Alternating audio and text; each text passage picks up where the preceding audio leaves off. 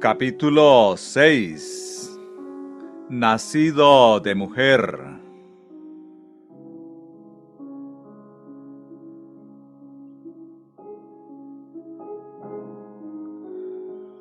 ¿Por qué fue Cristo hecho carne?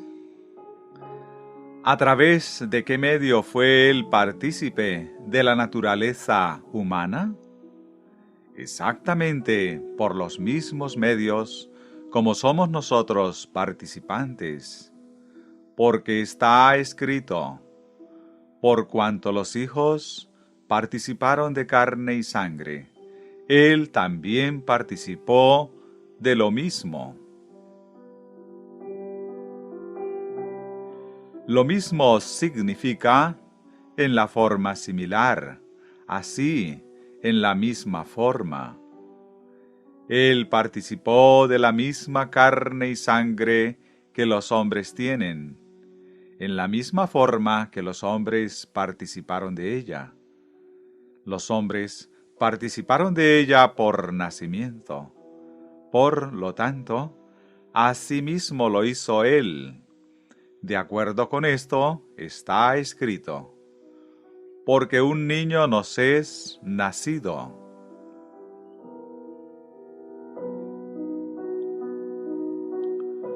Por consiguiente, está además escrito: Dios envió a su Hijo nacido de mujer. Gálatas 4:4. Él, siendo nacido de mujer en este mundo, en la naturaleza de las cosas, fue nacido de la única clase de mujer que este mundo conoce.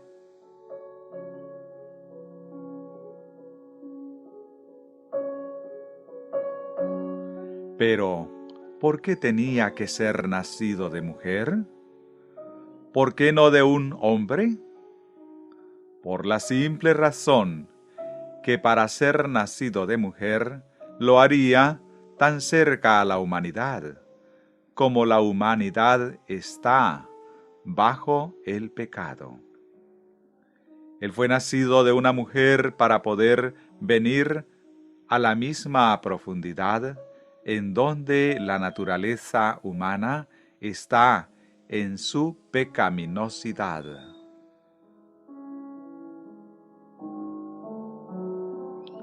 Pero,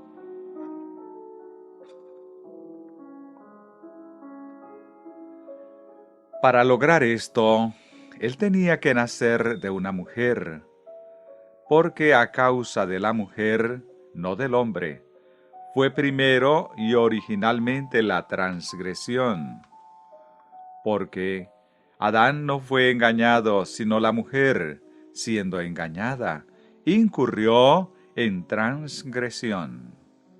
Primera de Timoteo 2:14.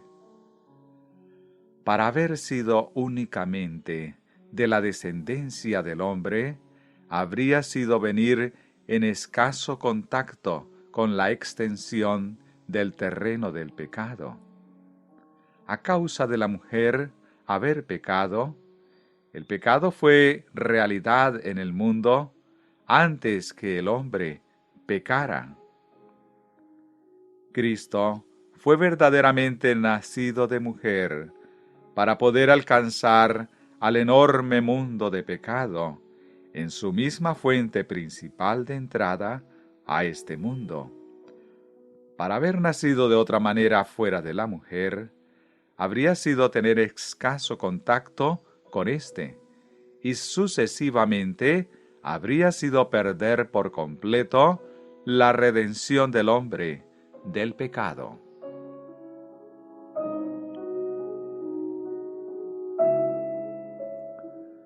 Fue de la simiente de la mujer que fue herida la cabeza de la serpiente, y era sólo de la simiente de la mujer y nacido de mujer, como él podía confrontar la serpiente en su propio terreno, en el mismo punto de entrada del pecado, en el mundo.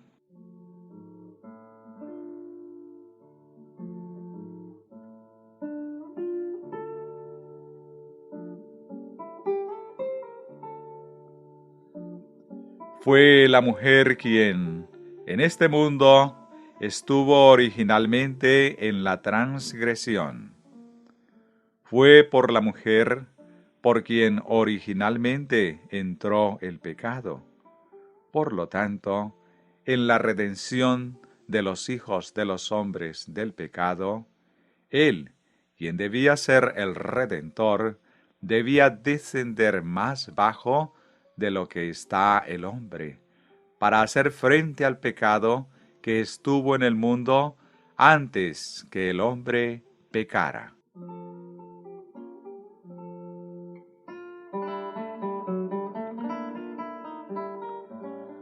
Fue por esta razón que Él, que vino a redimir, fue nacido de mujer.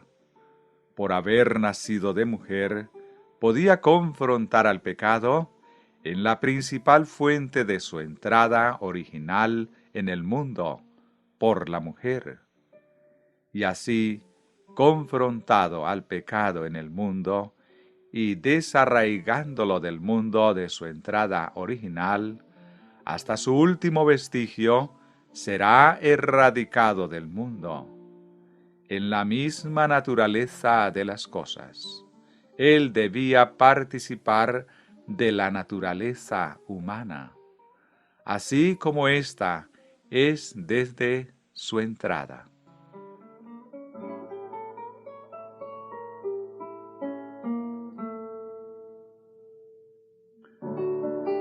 De otra manera, no hubo otra clase de necesidad como la que Él debía ser nacido de mujer.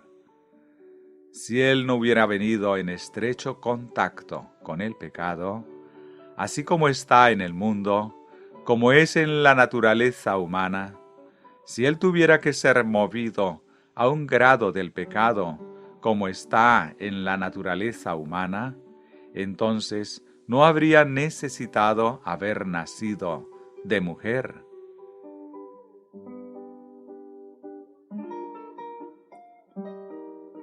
Pero Jesús fue nacido de mujer, no de hombre. Como Él naciera de uno por quien el pecado entró desde su mismo comienzo en el mundo, y no nació de hombre que cayó en pecado después que el pecado entró en el mundo, revela más allá de toda duda posible que entre Cristo y el pecado, y entre Cristo y la naturaleza humana, así como se halla bajo el pecado en el mundo, no hay ninguna clase de separación. Él fue hecho carne, fue hecho pecado, fue hecho carne como la carne es en este mundo, y fue hecho pecado como el pecado es.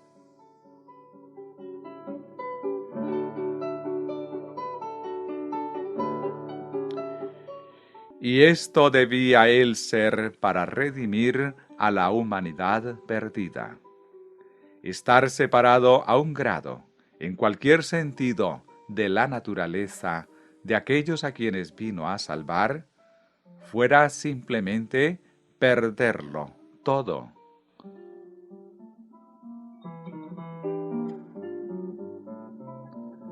Por lo tanto, como fue nacido bajo la ley, y como Él fue hecho maldición, porque los hombres están bajo maldición, a quienes redimía, y como fue hecho pecado, porque los hombres son pecadores, vendidos al pecado, a quienes redimía, precisamente así Él debía ser hecho carne, y la misma carne y sangre, porque los hombres son carne y sangre, a quienes redimía, y debía ser nacido de mujer, porque el pecado fue en el mundo primero por la mujer.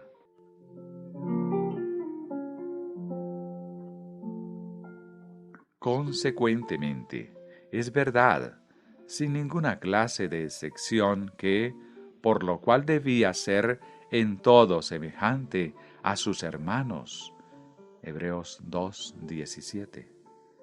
Si Él no estuviera en la misma carne, como están aquellos a quienes Él vino a redimir, entonces no tendría ninguna clase de función, siendo hecho carne en absoluto.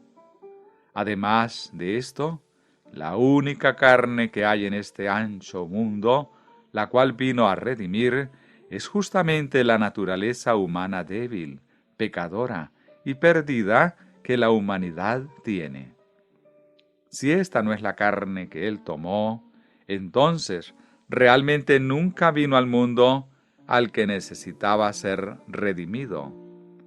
Porque si Él vino con una naturaleza humana, diferente a la naturaleza en la que este mundo verdaderamente está, entonces, aun cuando Él estuviera en el mundo, a pesar de cualquier propósito práctico de alcanzar al hombre y ayudarlo, estaría tan lejos de Él como si nunca habría venido. Porque en este caso, en su naturaleza humana, habría estado tan lejos del hombre como si nunca hubiera venido a este mundo.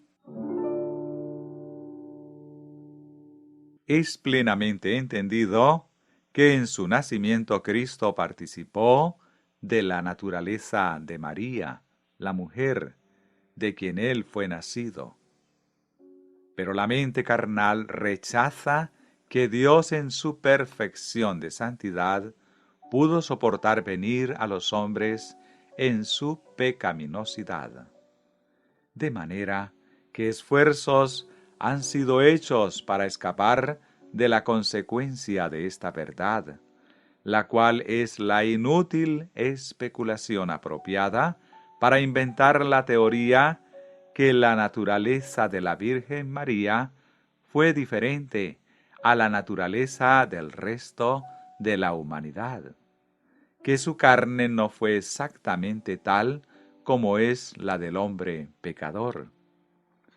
Esta invención establece que, por algunos medios especiales, María fue hecha diferente del resto de los seres humanos, a fin de que Cristo pudiera llegar a nacer de ella. Esta invención terminó en lo que es conocido como el dogma católico romano de la Inmaculada Concepción.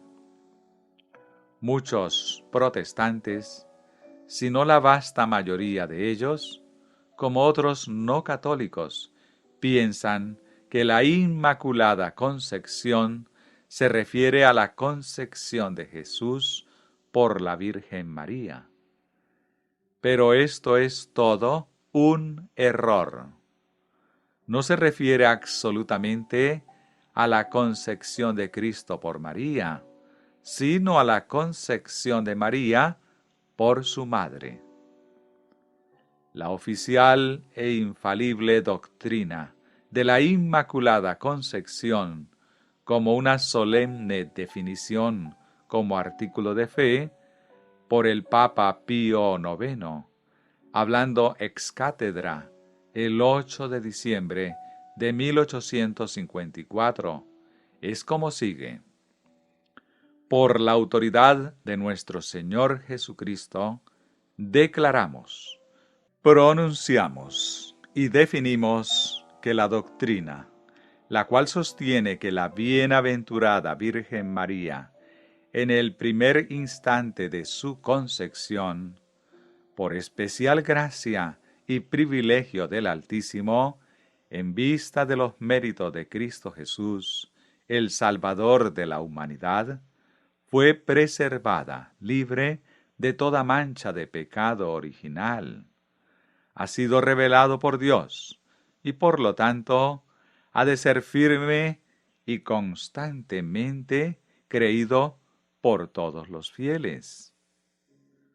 Por consiguiente, si cualquiera presumiese, lo cual quiera Dios desviar de pensar en sus corazones de otra manera a la que ha sido definida por nosotros, sepa y eternamente entienda que será condenado por su propio juicio, que ha naufragado con relación a la fe y ha caído lejos de la unidad de la Iglesia.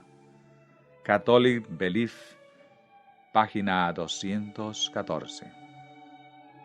Esta concepción es definida por los escritores católicos así: los antiguos escritos de Navitate Christi, hallados en las obras de Santo Cipriano, dicen: porque María es muy diferente del resto de la humanidad, de la naturaleza humana, pero sin pecado, comunicado a sí mismo a ella.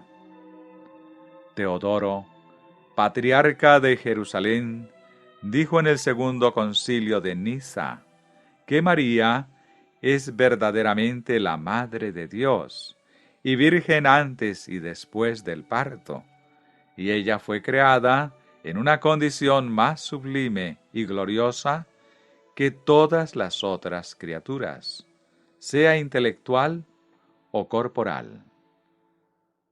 Páginas 216 y 217 del libro Nativati Christi. Esto claramente presenta la naturaleza de María más allá de cualquier semejanza o relación con la humanidad o naturaleza humana. Teniendo esto claramente en nuestras mentes, sigamos esta invención en su siguiente paso, como fue dado en las palabras del cardenal Jixons. Nosotros confirmamos que la segunda persona de la bienaventurada Trinidad, el Verbo de Dios, que en su divina naturaleza es desde toda la eternidad unigénito del Padre, consubstancial con Él, fue en la plenitud del tiempo otra vez unigénito, porque siendo nacido de la Virgen, verdaderamente tomó a sí mismo de su maternal matriz la naturaleza humana, de la misma sustancia con la suya.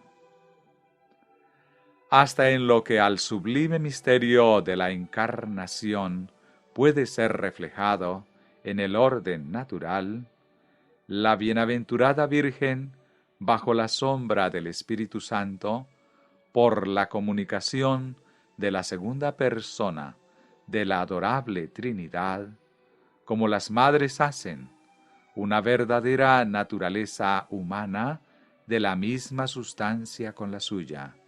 Es por esto realmente la Madre de Jesús.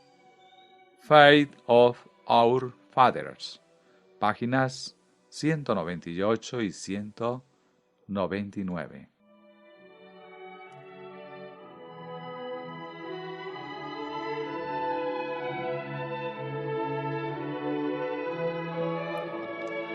Ahora coloque estas dos cosas juntas. Primero, tenemos que la naturaleza de María es definida como siendo no solamente muy diferente del resto de la humanidad, sino más sublime y gloriosa que toda naturaleza. De este modo, presentándola infinitamente más allá de cualquier semejanza real en relación con la humanidad como nosotros realmente somos. Segundo, tenemos a Jesús descrito como tomando de ella la naturaleza humana de la misma sustancia de ella. De esta teoría, por lo tanto, se deduce realmente como aquella que 2 más 2 es igual a 4, que en su naturaleza humana, el Señor Jesucristo es muy diferente del resto de la humanidad. En realidad, su naturaleza no es naturaleza humana. Tal es como la doctrina de la Iglesia Católica Romana declara de la naturaleza de Cristo. La doctrina católica de la naturaleza de Cristo es simplemente que esa naturaleza no es naturaleza humana, sino divina, más sublime y gloriosa que toda naturaleza. Esto indica que en su naturaleza humana, Cristo estuvo lejos de la humanidad con respecto a ser enteramente diferente de la humanidad, que fue la suya una naturaleza en la cual no pudo tener ninguna clase de consentimiento con la humanidad. Pero no es tal la fe de Jesús. La fe de Jesús es que como los hijos participaron de la carne y sangre, Él también participó de lo mismo.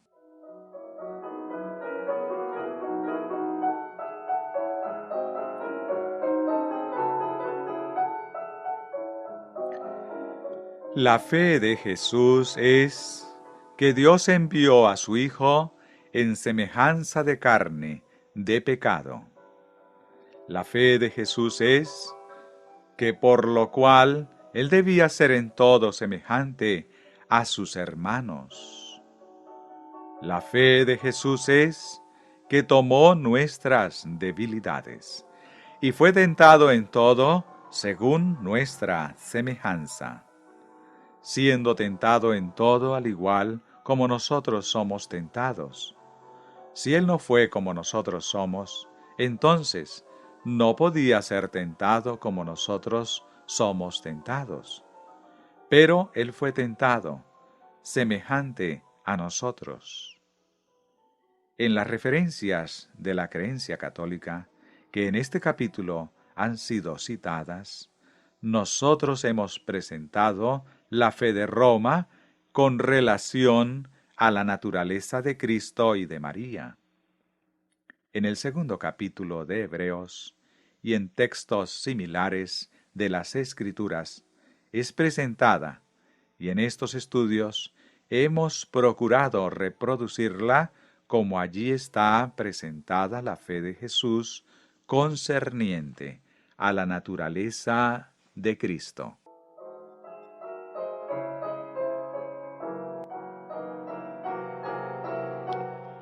La fe de Roma concerniente a la naturaleza de Cristo y de María y de nosotros mismos se desprende de aquella idea de la mente humana de que Dios es demasiado santo para vivir con nosotros en nuestra naturaleza pecadora, en lo pecaminoso como nosotros somos. Estamos demasiado lejos de Él en su pureza y santidad para venir a nosotros justamente como nos encontramos. La verdadera fe, la fe de Jesús, es que, tan lejos de Dios como estamos en nuestra pecaminosidad, en nuestra naturaleza humana, la que Él tomó, ha venido a nosotros, justamente donde estamos, que infinitamente puro y santo como Él es, y pecadores, degradados y perdidos como somos, Él en Cristo, por el Espíritu Santo, quiere habitar con nosotros y en nosotros, para purificarnos, salvarnos y hacernos santos. La fe de Roma es que tenemos que ser puros y santos para que Dios habite con nosotros. La fe de Jesús es que Dios debe vivir con Él y en nosotros para que seamos santos y puros.